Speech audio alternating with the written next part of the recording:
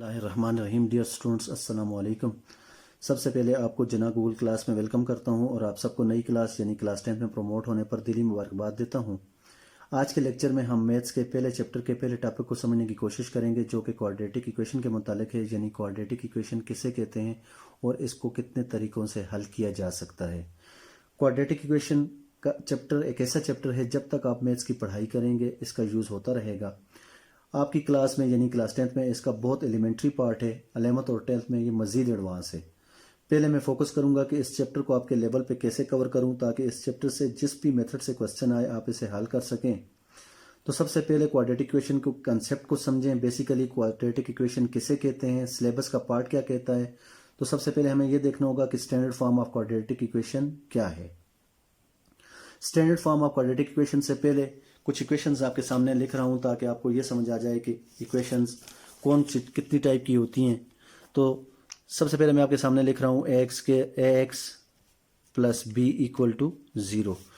अब देखें तो ये आपके पास आप सब जानते हैं कि ये क्या है, लीनियर इक्वेशन है। लीनियर इसलिए कि इसमें वेरिएबल की हाईएस्ट डिग्री क्या है, 1 है। तो ऐसी इक्वेशन जिसमें वेरिएबल की हाईएस्ट डिग्री 1 होगी उसे बोलते हैं लीनियर इक्वेशन। अब बात आती है दूसरी टाइप की इक्वेशन की, तो X square plus B x plus C equal to 0। इस इक्वेशन को बोलते हैं क्वाड्रेटिक इक्वेशन। चलें क्वाड्रेटिक इक्वेशन को मैं थोड़ा डिफाइन कर देता हूँ और डिफिनेशन आपकी बुक से ही उठाता हूँ। तो डिफिनेशन में कहता है कि the name quadratic comes from quad एक लैटिन वर्ड है और इसका मतलब है square because the highest power of the variable is 2। ऐसी इक्वेशन जिसमें वेरिएबल की हाईएस्ट पावर क्या होगी, 2 होगी, उसको बोलते हैं क्वाड्रेटिक इक्वेशन। और एक और बात कि इसमें कभी भी इसका कोफिशिएंट हाईएस्ट पावर का जो कोफिशिएंट है कभी भी इक्वल टू 0 नहीं होगा। इसको मैं समझाता हूँ। चलें कुछ मजीद इक्वेशंस में लिख देता हूँ। जैसे मैं लिख रहा हूँ X cube plus B X square plus C X plus D equal to 0। तो देखें इसमें हाईएस्ट पावर क्या है, 3 है। तो 3 होने की वजह से हम इसे कहेंगे कि ये क्यूबिक इक्वेशन है। इसी तरह मैं मजीद लिख रहा हूँ एक्स की power 4 plus B X cube plus C X square plus D X plus E equal to 0। तो ये तो 4 डिग्री इक्वेशन है आपके पास। 4 डिग्री इसलिए से कहा जाता है कि इसमें वेरिएबल की हाईएस्ट पावर क्या है, 4 है। अब सबसे पहले इस कंसेप्ट को समझते हैं कि ए क्यों इक्वल टू 0 नहीं होना चाहिए। देखें लीनियर इक्वेशन, तो लीनियर इक्वेशन में अगर मैं कह देता हूं कि वेरिएबल की हाईएस्ट पावर क्या होती है, 1, तो ऐसी इक्वेशन को कहते हैं लीनियर इक्वेशन। बट अगर इधर ए 0 हो जाए तो 0 का मतलब है कि 0 into X plus B equal to 0। तो आप देखें तो b इक्वल टू क्या आ गया, 0 आ गया। तो ये तो लीनियर इक्वेशन नहीं है क्योंकि इसमें तो x की हाईएस्ट डिग्री क्या है, 0 है। तो या एक और चीज़ कि अगर b में कोई कांस्टेंट ले लेता हूँ, जैसे मैं कह देता हूँ 2, तो 2 कभी भी इक्वल टू 0 नहीं होता। तो ऐसी इन इक्वेशंस में इस चीज़ का ख्याल रखना है कि अगर आप लीनियर इक्वेशन को डिफाइन कर रहे हैं तो x की हाईएस्ट पावर जो होगी उसका कोफिशिएंट जो भी होगा कभी भी इक्वल टू 0 नहीं होगा। इसी तरह क्वाड्रेटिक की बात कर रहा हूं तो क्वाड्रेटिक में भी एक्स स्क्वायर का कोफिशिएंट जो कि ए है वो कभी भी इक्वल टू 0 नहीं होना चाहिए। अगर 0 हो गया तो देखें मैं आपके सामने लिख रहा हूं 0 into X square plus B x plus C equal to 0। अब देखें तो ये क्वाड्रेटिक नहीं है, इसलिए नहीं है कि ये टर्म तो 0 है। तो ये तो पीछे क्या बचा आपके पास, लीनियर इक्वेशन बची। इसी तरह क्यूबिक में भी इसी तरह ऑर्डर 4 में भी एंड सो ऑन, जितना बड़ा ऑर्डर होगा उसमें आपने ये ध्यान रखना होगा कि अगर आप उसकी डिग्री को देख के ये बता रहे हैं कि ये कौन सी इक्वेशन है तो उसका हाईएस्ट पावर का जो भी कोफिशिएंट होगा वो कभी भी इक्वल टू 0 नहीं होगा। अगर इधर आपके पास क्वाड्रेटिक इक्वेशन में डिग्री 2 का कोफिशिएंट 0 हो जाता है तो ये किस में कन्वर्ट हो जाएगी, लीनियर में कन्वर्ट हो जाएगी। और एक और बात जिसका आपने बहुत ध्यान रखना है और माइंड में रखना है कि इसमें कभी भी रेडिकल साइन यूज नहीं होंगे। रेडिकल साइन इसलिए यूज नहीं होंगे, क्वाड्रेटिक की इक्वेशन को आप देखें तो आपके पास डिग्री 2 आती है, 2 के बाद 1 है एंड 1 के बाद क्या है, कांस्टेंट है। तो अगर आप इसे कह देते हैं कि जैसे मैं लिख रहा हूं एक्स स्क्वायर तो plus B X under the radical sign plus C equal to 0, तो इधर क्या इन्वॉल्व हो गया, रेडिकल साइन इन्वॉल्व हो गया। मीन्स कि एक्स की पावर आ गई 1/2। और जबकि आपके पास क्वाड्रेटिक इक्वेशन में पावर क्या होती है, स्क्वायर होती है। स्क्वायर के बाद क्या होती है, 1 होती है और 1 के बाद क्या होती है, 0 होती है। तो मीन्स ये वाली फॉर्म भी आपके पास क्या है, क्वाड्रेटिक इक्वेशन की नहीं है। और दूसरी बात ये माइंड में रखनी है कि ये कभी भी रेशनल फॉर्म में नहीं होंगे। जैसे मैं ये लिख रहा हूँ X square plus B x plus C equal to 0, इसलिए नहीं होंगे कि इसको जब आप सॉल्व करेंगे तो एलसीएम लेंगे, एलसीएम लेते वक्त आप दोबारा जब इसका एलसीएम लें एक्स एलसीएम आ जाएगा, इधर पावर्स को मल्टीप्लाई कर दें, पावर 3 बन जाएगी plus C X equal to 0। देखें अब ये क्वाड्रेटिक नहीं है, ये क्यूबिक इक्वेशन में कन्वर्ट हो रही है। तो इनको सॉल्व करते वक्त इस चीज़ का ध्यान में लाजमी रखना है कि इसमें कोई भी पावर फ्रैक्शन में नहीं होनी चाहिए और कोई भी रेडिकल साइन यूज़ नहीं होना चाहिए। मीन्स आप रेशनल फॉर्म नहीं यूज़ कर सकते, आप कोई भी रेडिकल साइन यूज़ नहीं कर सकते। तो क्वाड्रेटिक इक्वेशन के वक्त ये ध्यान रखना ज़रूरी है कि एक्स की डिग्री हमेशा 2 ही होनी चाहिए और ए कभी भी इक्वल टू 0 नहीं होना चाहिए। अगर हाईएस्ट पावर वाली टर्म नॉन ज़ीरो होगी, इस इक्वेशन को आप क्वाड्रेटिक इक्वेशन कह सकते हैं और इसका मतलब है कि इसके रूट्स निकाले जा सकते हैं। और रूट्स जिसको आप क्लास 9th में आपने इसी तरह की इक्वेशंस पढ़ी थी, जिसको आपने कहा था कि पोलिनोमियल्स, मींस वहाँ पे आपको कहता था कि ये 0 पोलिनोमियल है, यहाँ पे हम इसके लिए वर्ड यूज़ करेंगे रूट। तो चलता हूँ आपके मेन टॉपिक की तरफ, जो कि है क्वाड्रेटिक इक्वेशन। और क्वाड्रेटिक इक्वेशन को मैं डिफरेंट मेथड से डिफाइन कर रहा हूँ। सबसे पहले an equation containing a single variable of degree 2।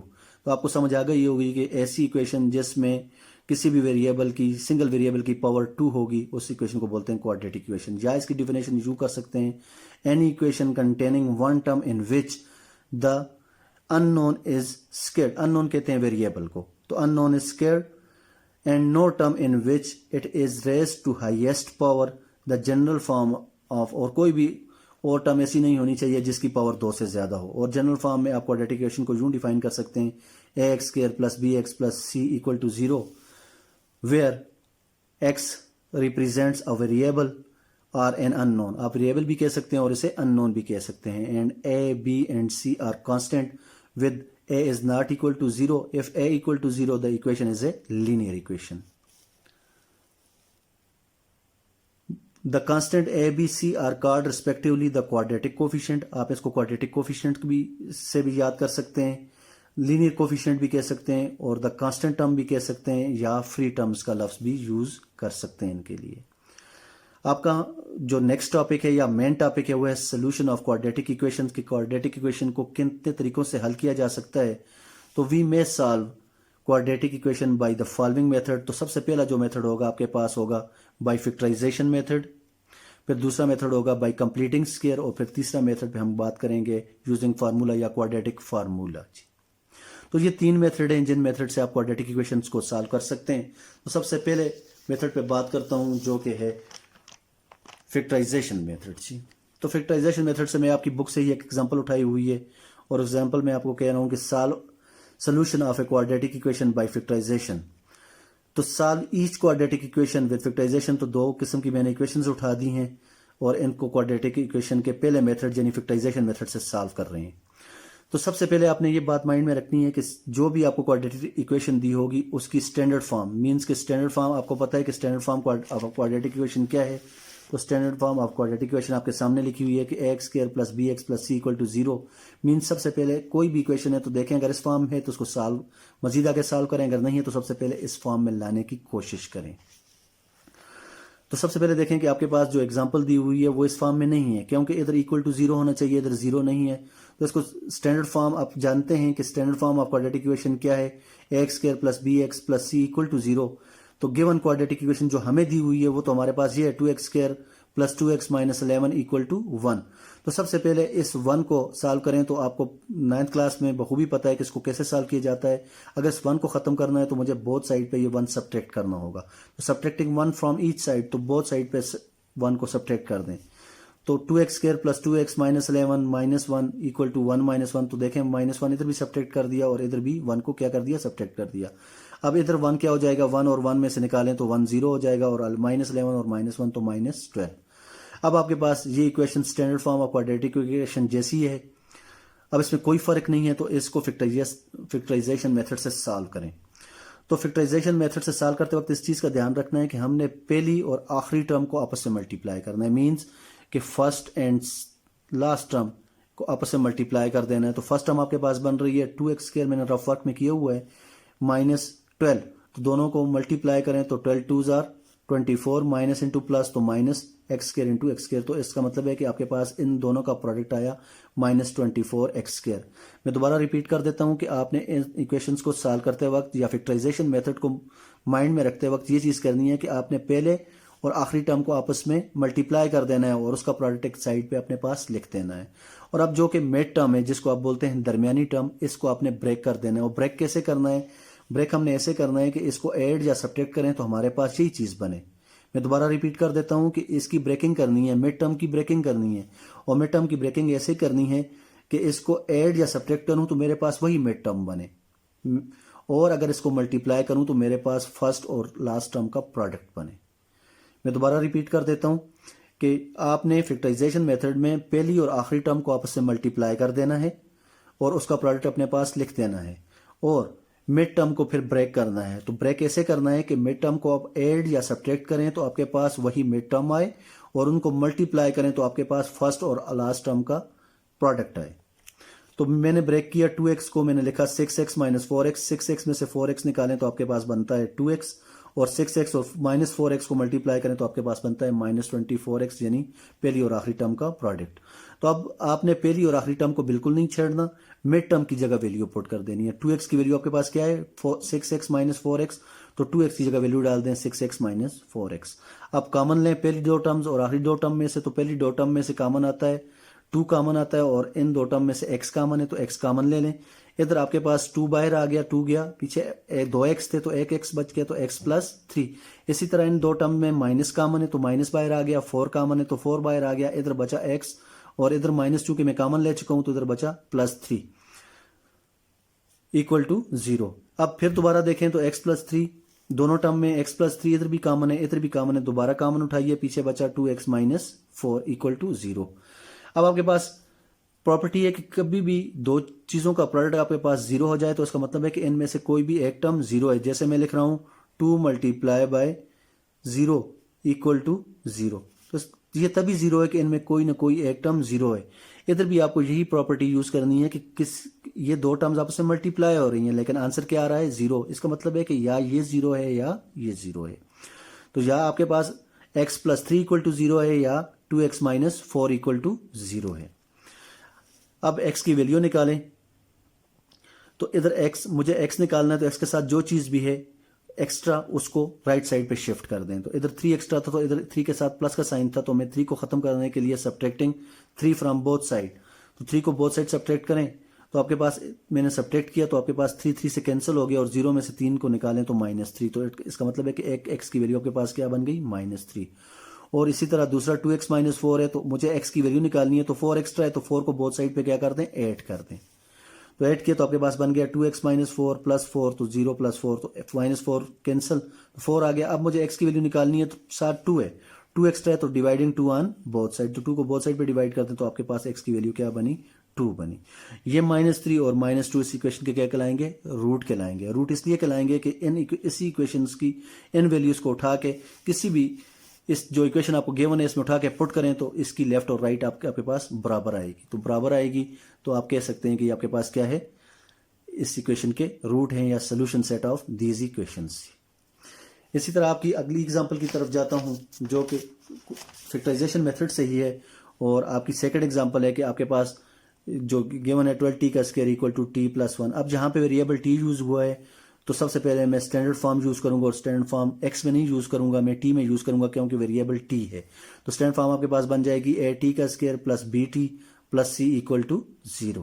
तो सबसे पहले जो आपके गिवन इक्वेशन है, गिवन इक्वेशन तो आपके पास है 12t का square equal to t plus 1, तो ये तो स्टैंडर्ड फॉर्म में नहीं है। तो सबसे पहले इसको स्टैंडर्ड फॉर्म में लाएं, राइट साइड पे 0 होना चाहिए, राइट साइड पे जितनी चीजें भी हैं उसको लेफ्ट साइड पे शिफ्ट करें। तो शिफ्ट करते वक्त आप देखें इधर दोनों के साथ प्लस का सिंबल है, तो मैं लिख रहा हूं subtracting t and 1 from both side. तो t और 1 को बोथ साइड पे सब्ट्रैक्ट कर दो, तो इधर भी सब्ट्रैक्ट किया, इधर भी सब्ट्रैक्ट किया, इधर सब्ट्रैक्ट किया तो t से कैंसिल, 1 से कैंसिल, तो इधर आंसर आया 0। तो अब ये आपकी स्टैंडर्ड फॉर्म है।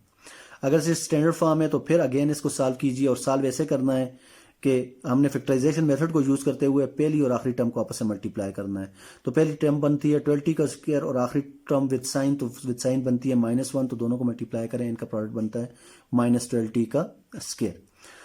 अब मिड टर्म है तो मिड टर्म आपके पास बनती है -t, तो माइनस टी की हमने क्या करनी है, मिड टर्म ब्रेकिंग करनी है। तो ब्रेकिंग ऐसे करनी है कि मैं ऐसी कौन सी टर्म इसकी जगह पे यूज करूं कि मैं इन दोनों को ऐड या सब्ट्रैक्ट करूं तो मेरे पास माइनस टी बने। तो मैंने लिखी हुई है -4t प्लस 3t, क्योंकि -4t में से 3t निकालें तो आपके पास बनता है -t, बड़ी टर्म के साथ क्या है, माइनस का साइन। और स्टूडेंट्स हमेशा एक बात याद रखिएगा कि हमेशा लाइक टर्म्स आपस में ऐड या सब्ट्रैक्ट होती हैं। ये ना हो कि इधर टी लिखा हो इधर एक्स लिखा हो, तो टी और एक्स कभी भी आपस में सब्ट्रैक्ट नहीं होते। और फिर देखें कि दोनों का प्रोडक्ट -4t और 3t का प्रोडक्ट आपके पास फर्स्ट और आखिरी टर्म की प्रोडक्ट के बराबर होना चाहिए। तो इधर -4t है इधर 3t है, तो -4t और 3t को आपस में मल्टीप्लाई करें तो आपके पास बनता है -12t का स्क्वायर। मीन्स कि ये वाली चीज़ और ये वाली चीज़ आपस में दोनों क्या हैं, एक जैसी हैं, और इन दोनों को ऐड या सब्ट्रैक्ट करो तो आपके पास वही मिड टर्म आए।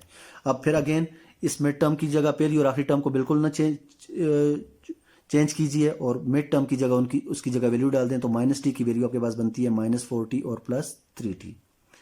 तो मैंने -t की जगह वैल्यू डाल दी। अब फिर वही उसी तरह कॉमन लीजिए कि 12 और 4 में से 4 कॉमन है, इधर t का स्क्वायर है, इधर t की पावर 1 है, तो एक t कॉमन आ गया, इधर बच गया 4 3 जार 12 तो 3, एक t बच गया तो 3t, इधर -4t पूरे का पूरा कॉमन आया तो उसकी जगह बच गया -1।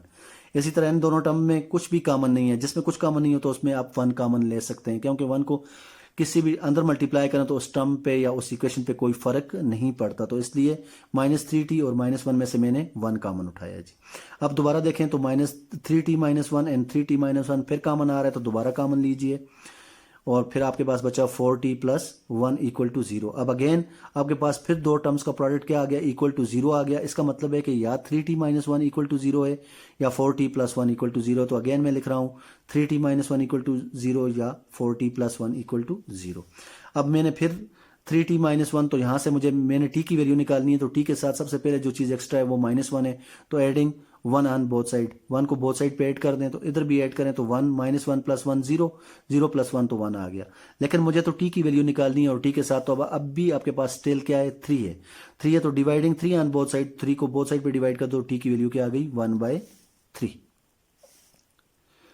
इसी तरह दूसरी साइड को लूं तो आपके पास बनती थी 4t प्लस 1, तो मुझे यहाँ पे इस 1 को ख़त्म करना है। इस 1 को इसलिए ख़त्म करना है कि मैंने t की वैल्यू निकालनी है, तो मैंने क्या किया, सब्ट्रैक्टिंग 1 फ्रॉम बोथ साइड, तो 1 को बोथ साइड से क्या कर दिया, सब्ट्रैक्ट कर दिया। तो इधर से सब्ट्रैक्ट किया 1 -1 तो 0, तो 0 -1 तो क्या आ गया, -1। अब अगेन मुझे t तक पहुंचने, तो t के साथ जो हर्डल है वो क्या है, 4 है, तो 4 को डिवाइड कर दो बोथ साइड पे, 4 को डिवाइड किया तो t की वैल्यू क्या आ गई, -1/4। तो आपके इस इक्वेशन के जो क्वाड्रेटिक इक्वेशन थे इसके रूट आए 1/3 और -1/4 जी। इसी तरह आपका अगला टॉपिक है कि solution of quadratic equation by completing square. I hope कि आपको फैक्टराइजेशन मेथड समझ आ गया होगा। तो मैं चलता हूं अपने नेक्स्ट टॉपिक की तरफ, जो कि आपके पास है solution of quadratic equation by completing square.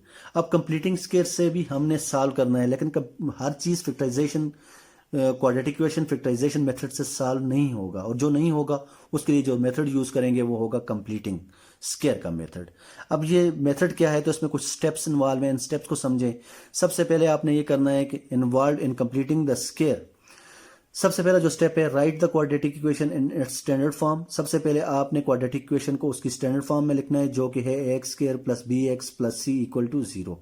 उसके बाद आपने दूसरा स्टेप ये करना है कि divide both sides of the equation by the coefficient of x²। अब आपने देखना है कि x² के साथ कोफिशिएंट अगर 1 है, जैसे ये है, जैसे मैं कोई इक्वेशन लिख रहा हूं आपके सामने, x² plus bx plus c equal to 0।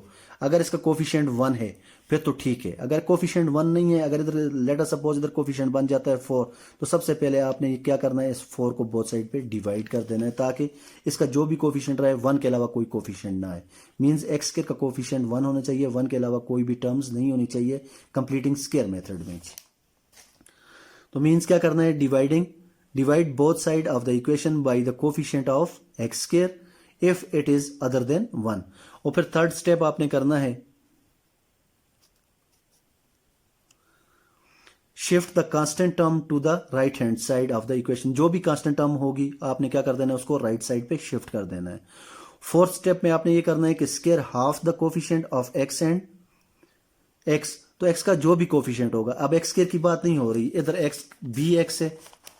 Means अगर आपने कंप्लीटिंग स्क्वायर से सॉल्व करना है तो x का कोफिशिएंट क्या है, अगर इधर अदर देन 1 है तो सबसे पहले आपने इसको ख़त्म करना है, फिर कांस्टेंट टर्म को राइट साइड पे शिफ्ट करना है, जस्ट लाइक दिस। अगर ये बन जाता है X square plus B X, तो शिफ्ट करें उस साइड पे, इसका कोफिशिएंट 1 होना चाहिए, 1 के अलावा कोई नहीं होना चाहिए भाई। और उसके बाद फिर आपके पास अगला स्टेप होगा कि आपने x का जो कोफिशिएंट है वो b है, तो b का हाफ मींस जो भी होगा उसको 2 पे डिवाइड कर दें और उसका स्क्वायर दोनों साइड पे ऐड कर दें। तो क्या करना है, square half the coefficient of x and add the square to both side. और उसके बाद आपने स्टेप करना है पांचवा, write the left hand side of the equation as a perfect square. अब देखें तो लेफ्ट हैंड साइड जो आपके पास बन जाएगी परफेक्ट स्क्वायर बन जाएगा, और फिर उसको सिंप्लीफाई कर दें राइट हैंड साइड को। और आखिरी स्टेप आपने ये करना होगा कि take square root of both sides of the equation and solve the resulting equation to find the solution of the equation. अब देखें तो आपको ये सारी चीजें मैं एग्जांपल के जरिए समझाता हूं। सॉल्व बाय कंप्लीटिंग स्क्वायर, आपको एक एग्जांपल दी हुई है। Start by writing the equation in the form, तो फॉर्म आपके पास है एक्स स्क्वायर प्लस के एक्स इक्वल टू डी, क्योंकि स्टैंडर्ड फॉर्म आपके पास ये बन गई है कंप्लीटिंग स्क्वायर के मेथड में, क्योंकि आपने कांस्टेंट को राइट साइड पे शिफ्ट करना है, तो इस इक्वेशन में भी कांस्टेंट को क्या करें, राइट साइड पे शिफ्ट करें। सबसे पहले देखें कि आपके पास इस इक्वेशन में एक्स स्क्वायर का कोफिशिएंट 1 के अलावा कोई नहीं होना चाहिए।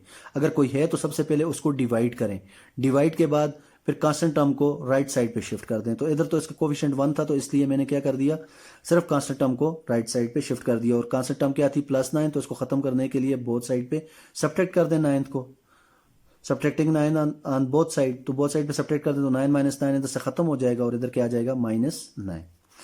अब उसके बाद आपने ये करना है कि x के कोफिशिएंट का जो भी कोफिशिएंट है, तो इधर 8 है तो 8 के हाफ का हाफ करके उसके स्क्वायर को बोथ साइड पे ऐड कर दें। तो 8 का हाफ क्या आता है, 4 आता है, तो 4 के स्क्वायर को इधर भी ऐड कर दें, 4 के स्क्वायर को राइट साइड पे भी ऐड कर दें। अब आप देखें तो आपके पास बन गया x स्क्वायर - 8x प्लस 16, 4 का स्क्वायर क्या होता है 16 और -9, और इधर 4 का स्क्वायर क्या है 16।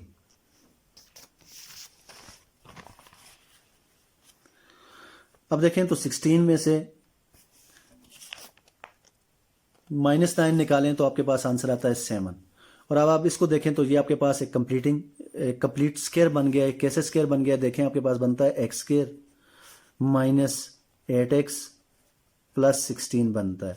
अगर इसको मैं स्क्वायर की फॉर्म में लिखूं तो मैं लिख सकता हूं x की टर्म का स्क्वायर -2 फार्मूले का इंटू a, तो a आपके पास क्या है x और b आपके पास क्या है 4, क्योंकि 4 2s are 8 और प्लस 4 का स्क्वायर, तो a का स्क्वायर प्लस b का स्क्वायर -2ab दोनों मौजूद हैं, तो आप इसको लिख सकते हैं, वापस प्रेस करें तो आप इसको लिख सकते हैं x -4 का होल स्क्वायर।